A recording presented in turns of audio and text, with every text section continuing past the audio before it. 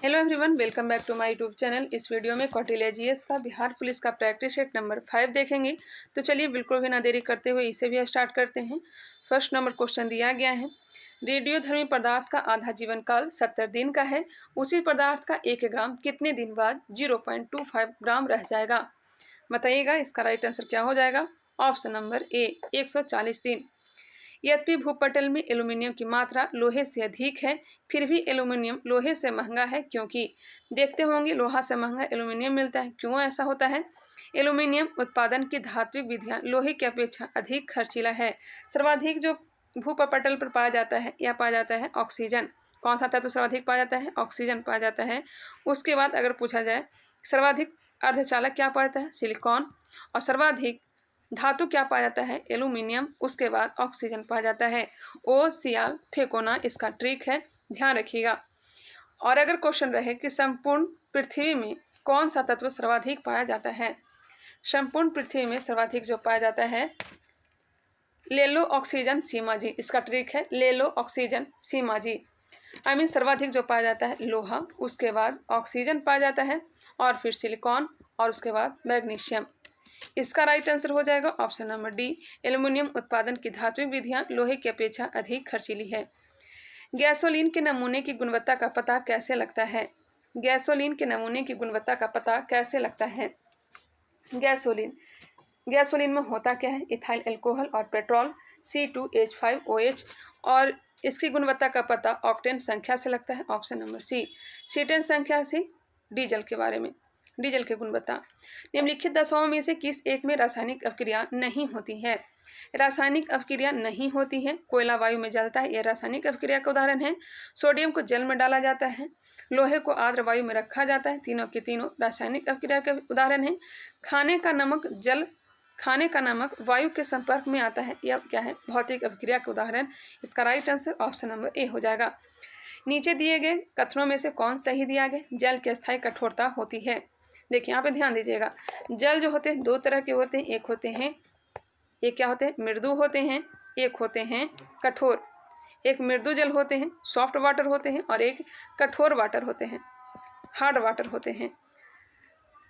जो मीठा जल होता है, मृदु जल होता है, इसमें कैल्शियम और मैग्नीशियम के लवण नहीं पाए जाते हैं। कैल्शियम और मैग्नीशियम के लवण है जो नहीं पाए जाते हैं।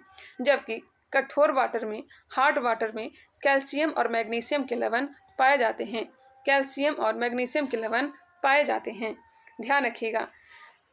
सॉफ्ट वाटर जो होता है, मृदु जल जो होता है, ये साबुन और अपमार्जन दोनों के साथ झाग उत्पन्न करते हैं। सॉफ्ट वाटर साबुन और अपमार्जन दोनों के साथ झाग उत्पन्न करते हैं, जबकि कठोर वाटर जो है, हार्ड वाटर जो है, यह केवल अपमार्जक के साथ ही झाग उत्पन्न करता है। और कठोर वाटर है जो दो तरह के होते हैं। कठोर वाटर कितने तरह के होते हैं? दो। एक होगा अस्थाई और दूसरा होता है अस्थाई। अस्थाई और दूसरा होता है अस्थाई।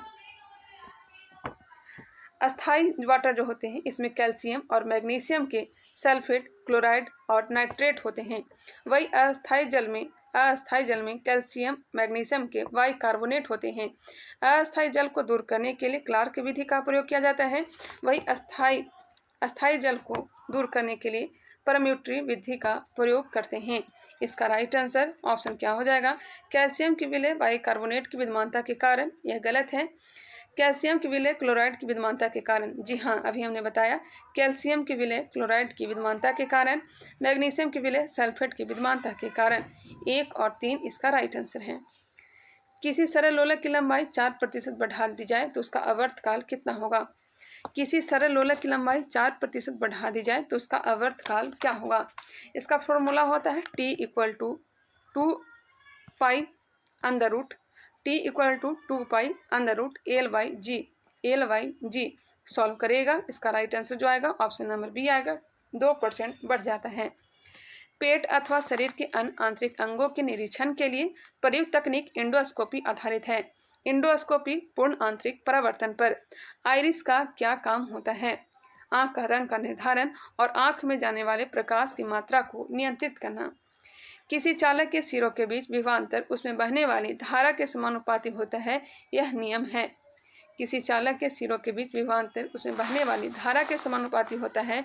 यह नियम किसका है? तो हो जाएगा ओम का नियम, ऑप्शन नंबर डी। कूलाम का नियम F = K × Q1 × Q2 बटा R²। फैराडे का नियम विद्युत अपघटन से संबंधित है। जूल का नियम विद्युत धारा कोष्मीय प्रभाव से। क्वेश्चन नंबर 10, कौन सुमेलित नहीं दिया गया है? अदरक प्रकंद के उदाहरण है, सही है। प्याज जो है मांसल पदार्थ है, हालांकि यह सल में आता है। आलू मूल नहीं, आलू जो हो जाएगा तना हो जाएगा, ना कि मूल होगा। मूल को पहचानने का ध्यान रखिएगा, उसका जो कोना होगा निकला हुआ रहेगा। जैसे कि गाजर को ले लीजिए, मूली को ले लीजिए, यह सब क्या है? तो यह सब जड़ के उदाहरण है। गाजर, मूली, सलजम, यह सब किसका उदाहरण है? तो यह सब तना का उदाहरण है, सॉरी जड़ का उदाहरण है। नेक्स्ट है बायोमैग्निफिकेशन का अर्थ है। बायोमैग्निफिकेशन का अर्थ क्या हो जाएगा?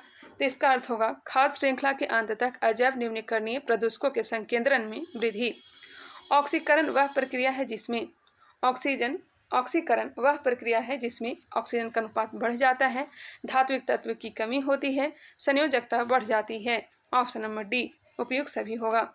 केक में सोडियम बाइकार्बोनेट अम्ल मिलाकर गर्म करने पर फूल जाता है क्योंकि केक में सोडियम बाइकार्बोनेट अम्ल मिलाकर गर्म करने पर केक फूल जाता है क्योंकि इस अपक्रिया के दौरान कार्बन डाइऑक्साइड उत्पन्न होता है। 60 डिग्री पर झुके दो समतल दर्पणों के बीच रखी गेंद के प्रतिबिंब बनेंगे। समतल दर्पण का प्रतिबिंब निकालने का जो फॉर्मूला है 360 डिग्री बटा थीटा। थीटा का मान यहाँ कितना दिया गया है? 60 दिया गया, तो 360 बटा 60 करेंगे और इसका कैलकुलेशन करेंगे तो 6 आ जाएगा। तो यहाँ पे ध्यान रखिएगा सम नहीं होना चाहिए।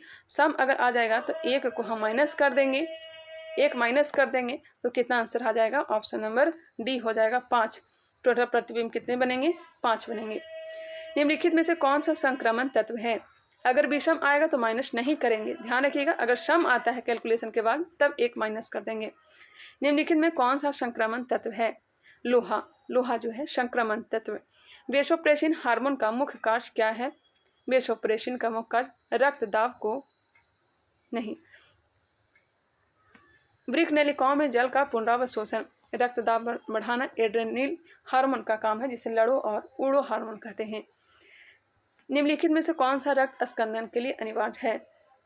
रक्त स्कंदन के लिए जिम्मेदार जो है अनिवार्य जो है यह हो जाएगा option number C, calcium plus.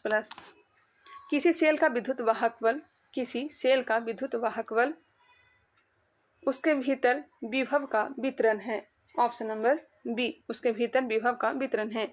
प्रतिजन एक ऐसा पदार्थ है जो प्रतिरक्षी के निर्माण को बढ़ावा देता है। एल्कोहल श्रेणी के यौगिकों में कौन सा क्रियाशील समूह पाया जाता है? एल्कोहल श्रेणी के यौगिकों में कौन सा क्रियाशील समूह पाया जाता है? तो यह पाया जाता है OH।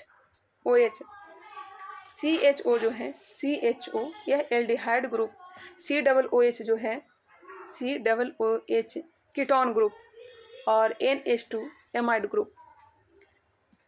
आनुवांशिक अभियंत्रण के निम्नलिखित प्रभाव पर विचार कीजिए। आनुवांशिक अभियंत्रण के निम्नलिखित प्रभाव पर विचार कीजिए। जंतु क्लोनिंग और मानव क्लोनिंग, सी और डी दोनों होंगे। हालांकि अगर एक कोई चुना हो तो ऑप्शन नंबर डी को चुना करें। निम्नलिखित में कौन सा विस्फोटक नहीं है? TNT, TNG और RDX जो है यह सब क्या है? विस्फोटक है, जबकि नाइट्रोक्लोरोफॉर्म विस्फोटक नहीं है। RDX को इटली में T4 कहा जाता है, जर्मनी में हेक्साजेन कहा जाता है और अमेरिका में USA में साइक्लोनाइट कहा जाता है। शल्य क्रिया में आर्थोप्लास्टी क्या है? कुल्हे के जोड़ का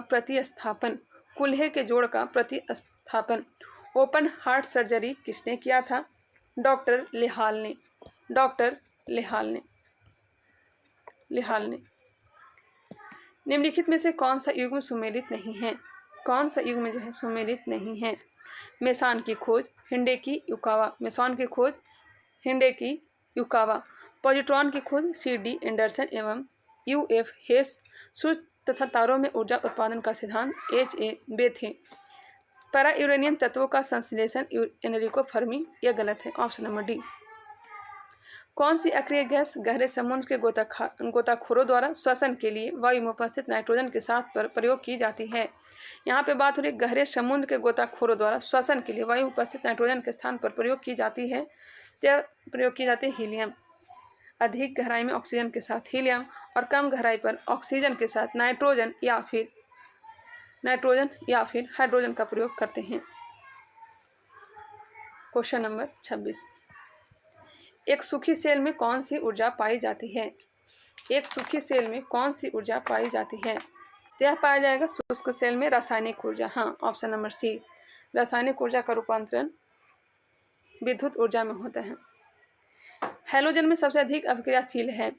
हैलोजन में सबसे अधिक अभिक्रियाशील है तो हो जाएगा फ्लोरीन। उसके बाद क्लोरीन, क्लोरीन के बाद आयोडीन, आयोडीन के बाद ब्रोमीन। एक क्रम याद रखिएगा, सर्वाधिक अभिक्रियाशील फ्लोरीन, उसके बाद क्लोरीन, क्लोरीन के बाद आयोडीन, आयोडीन के बाद ब्रोमीन। ऑक्टोपस है। ऑक्टोपस क्या है? एक मृदु कवची है, मोलस्का में आता है। नाभिक के अलावा कोशिका के किस कोशिकांग में डीएनए होता है? नाभिक के अलावा कोशिका के किस कोशिकांग में डीएनए पाया जाता है? तो यह पाया जाता है क्लोरोप्लास्ट में और माइटोकॉन्ड्रिया में। क्लोरोप्लास्ट और माइटोकॉन्ड्रिया। क्लोरोप्लास्ट तो दिया गया है नहीं, माइटोकॉन्ड्रिया इसका राइट आंसर होगा। परिवर्तक किस सिद्धांत पर कार्य करता है? परिवर्तक किस सिद्धांत पर कार्य करता है?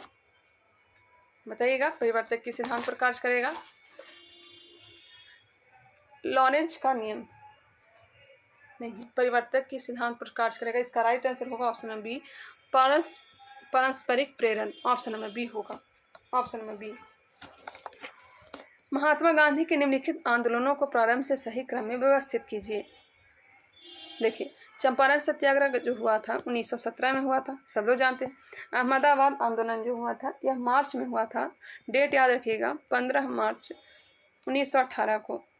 और खेड़ा आंदोलन कब हुआ था? खेड़ा सत्याग्रह यह हुआ था 22 मार्च, हाँ 22 मार्च 1948 को, 22 मार्च 1948 को। और असहयोग आंदोलन 1 अगस्त 1920 को। इसका right answer option number A ही हो जाएगा। प्राचीन भारत में संगम क्या था? प्राचीन भारत में संगम तमिल कवियों का संघ या मंडल था। खजुराहो मंदिर किसने बनवाए थे? खजुराहो मंदिर चंदेल राजाओं ने। ऑप्शन नंबर सी। साबरमती आश्रम का वास्तविक नाम था? साबरमती आश्रम का जो स्थापना किया गया था 1916 ईस्वी में। 1916 में। धन किसने दिया था इसके लिए? यह दिया था अम्बालाल साराभाई। अम्बालाल साराभाई ने धन दिया था। फिनिक्स फॉर्म की स्थापना कब की गई थी? फिनिक्स फॉर्म की स्थापना की गई थी 1904 में। कहाँ? दक्षिण अफ्रीका में। टॉल्स्टॉय फॉर्म की स्थापना कब की गई थी? 1910 में। टॉल्स्टॉय फॉर्म की स्थापना 1910 में। साबरमती आश्रम का वास्तविक नाम जो था यह था सत्याग्रह आश्रम। सत्याग्रह आश्रम। Option number B. 1906 से 1920 के मध्य, जो भी मैं आंसर बता रही हूँ वो बिल्कुल राइट है, डाउट आप लोग ना रखें।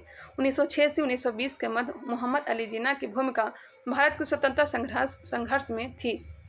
1906 से 1920 के मध्य मोहम्मद अली जिन्ना की जो भूमिका थी भारत के स्वतंत्रता संग्राम में कैसी थी? तो हो जाएगा राष्ट्रवादी एवं धर्मनिरपेक्ष।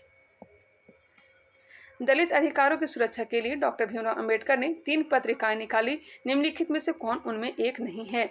मूक नायक तो है ही है, बहिष्कृत भारत भी है, बहिष्कृत समाज नहीं, बहिष्कृत भारत बहिष्कृत समाज नहीं है। ऑप्शन नंबर सी ही इसका राइट आंसर हो जाएगा, बिल्कुल राइट आंसर। इक्वालिटी भी है।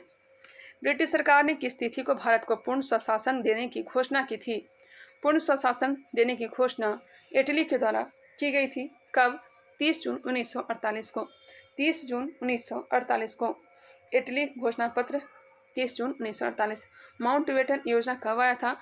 3 जून 1947 को माउंटबेटन योजना आया था, 3 जून 1947 को। स्वतंत्रता विधेयक प्रस्तुत कब किया गया था संविधान सभा में? 4 जुलाई 1947 को स्वतंत्रता विधेयक प्रस्तुत किया गया था, 4 जुलाई 1947 को। और इसे स्वतंत्रता विधेयक प्रस्तुत किया गया 4 जुलाई 1947 को, और इसे जो है 18 जुलाई हाँ, 18 जुलाई 1947 को इसे पारित कर दिया गया। 18 जुलाई 1947 को इसे पारित कर दिया गया। इसका बिल्कुल right answer option number D होगा। वह सुल्तान जिसने प्रथम बार हिंदू धर्म ग्रंथों का फारसी भाषा अनुवाद कराने का कार्य प्रारंभ किया था। यह प्रारंभ किया था फिरोज शाह तुगलक ने। मदरसा निर्माण प्रारंभ किसने किया था? इल्तुतमिश ने। इल्तुतमिश। और एक और चीज़ इसे ध्यान रखिएगा, मकबरा निर्माण जो प्रारंभ किया था यह किसने किया था? इल्तुतमिश ने। एकता प्रणाली को किसने शुरू किया था? इल्तुतमिश ने। टका और चितल सिक्का किसने चलाया था? इल्तुतमिश ने। क्लियर। दिल्ली सल्तनत का वास्तविक संस्थापक है और इसी की बेटी थी रजिया सुल्तान। रजिया सुल्तान का जो कार्यकाल है ये 1236 से लेकर के 1240 तक। अकबर के शासनकाल में सबसे बड़ी स्वर्ण मुद्रा कौन सी थी? अगर शहंशाह नहीं रहता तब कौन सा हो जाता? तब इलाही होता। अब यहाँ पे आंसर दिया गया शहंशाह, तो इसका right answer option number C ही होना चाहिए, शहंशाह। सबसे बड़ा सबसे बड़ा सोना का मुद्रा जो था यह शहंशाह था और दूसरा सबसे बड़ा सोना का सिक्का इलाही था। क्वेश्चन नंबर 40, भारतीयों के लिए सिल्क मार्ग किसने आरंभ किया था? भारतीयों के लिए सिल्क मार्ग किसने आरंभ किया था? यह आरंभ किया था अशोक ने। क्या क्वेश्चन है? भारतीयों के लिए सिल्क मार्ग किसने अधिकार किया था? किसने अधिकार किया था होना चाहिए, तो इसका आंसर हो जाएगा कनिष्क ने। ऑप्शन नंबर ए कनिष्क ने हो जाएगा।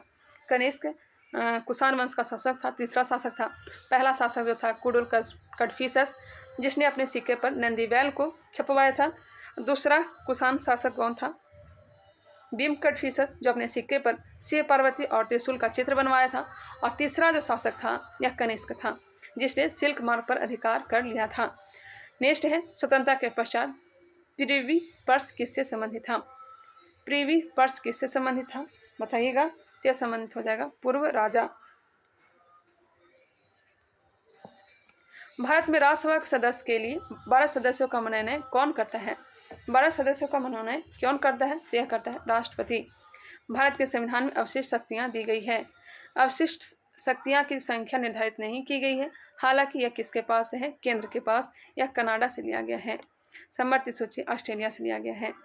सूचियों की जो बात की गई है, विश्व का जो बंटवारा किया गया अनुसूची 7 में। किस संविधान संशोधन के द्वारा शिक्षा का विषय राज्य सूची से समवर्ती सूची को स्थानांतरित कर दिया गया? 5 विषयों को राज्य से समवर्ती सूची में स्थानांतरित किया गया था। बताइएगा इसका राइट आंसर क्या हो जाएगा? 5 विषय शिक्षा, मापतौल, न्यायिक प्रशासन, परिवार नियोजन, वन एवं वन्यजीव अभ्यारण्य। तो इसका राइट आंसर ऑप्शन नंबर ए होना चाहिए। कितने विषय स्थानांतरित किए गए थे? 5। निम्नलिखित राज्यों में कहाँ विधान परिषद नहीं है? विधान परिषद टोटल 6 राज्यों में है। बिहार में है, यूपी में है, महाराष्ट्र में है, आंध्र प्रदेश और तेलंगाना में। एक बार फिर से सुनिएगा, यूपी, बिहार, महाराष्ट्र, आंध्र प्रदेश, तेलंगाना और कर्नाटक, इन्हीं 6 राज्यों में है। इसका राइट आंसर कहाँ विधान परिषद नहीं है? तो उत्तराखंड में नहीं है। उत्तर प्रदेश में विधान परिषद की जो सीट है यह 100 है। महाराष्ट्र में विधान परिषद की जो सीट है 78 है और बिहार में 75 है। कर्नाटक में विधान परिषद की सीट 75 ही है। कर्नाटक में भी 75, बिहार में भी 75 है। तेलंगाना में 40 है और आंध्र प्रदेश में 50 है। आर्थिक निर्गम सिद्धांत का प्रतिपादन किसने किया था? धन निष्कासन का सिद्धांत, poverty and British rule in India में दादा भाई नौरोजी ने। ऑप्शन क्या हो जाएगा? Option number C. पहला लोकपाल बिल भारत की संसद में प्रस्तुत किया गया। पहला लोकपाल बिल भारत की संसद में कब प्रस्तुत किया गया था? 1968 ईस्वी में। 1968 ईस्वी में। ऑप्शन हो जाएगा D. Question number 48, MK. Gandhi द्वारा लिखी गई पहली पुस्तक कौन थी? महात्मा गांधी द्वारा लिखी गई पहली पुस्तक my experiment with truth. Option number ए। हिंद स्वराज कब लिखा गया था? हिंद स्वराज 1909 में। भारत की संसद में शून्यकाल शुरू होता है। शून्यकाल शुरू होता है दोपहर 12 बजे। यह जो है भारत की देन है। सबसे पहले 1962 है। 12 से 1 बजे का काल शून्यकाल कहलाता है। भारतीय संविधान का कौन सा भाग नागरिकता से संबंधित है? भाग 1 संघ एवं राज्य क्षेत्र से है। भाग 2 जो है नागरिकता से है। भाग 3 मौलिक अधिकार से है। भाग 4 DPSP नीति निर्देशक तत्व से है। भाग 5 का संबंध संघ से है भाग 4 का जो है यह मौलिक कर्तव्य से है। मिल गया होगा आंसर। ऑप्शन क्या हो जाएगा? ऑप्शन नंबर ए हो जाएगा, अनुच्छेद 5 से लेकर के 11। बिहार में कहाँ पर एकमात्र तेल शोधक कारखाना है? बिहार में कहाँ पर एकमात्र तेल शोधक कारखाना? बरौनी। इंदिरा गांधी स्टेडियम बिहार में कहाँ स्थित है? इंदिरा गांधी स्टेडियम पूर्णिया। बिहार में सबसे बड़ा भूकंप किस वर्ष आया था? सबसे बड़ा भूकंप जो आया था 1934 में। बिहार में प्रथम निर्दलीय मुख्यमंत्री कौन चुने गए थे? प्रथम निर्दलीय मुख्यमंत्री महामाया प्रसाद सिन्हा। क्षेत्रफल की दृष्टि से बिहार का देश में कौन सा स्थान है? क्षेत्रफल की दृष्टि से बिहार का स्थान 12वां है। जनसंख्या के अनुसार बिहार का स्थान 3रा है। जनसंख्या घनत्व के अनुसार राज्यों में पहला स्थान बिहार है। बिहार के प्रथम राज्यपाल कौन थे?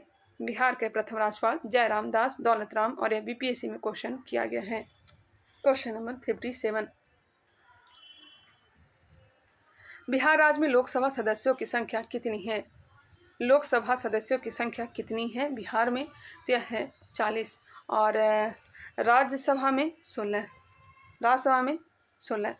लोकसभा में एसी की 6 सीटें हैं और एसटी की 2 सीटें हैं। टोटल 8 आरक्षित सीट हैं, और अनारक्षित सीटों की संख्या कितनी है? तो 32 है।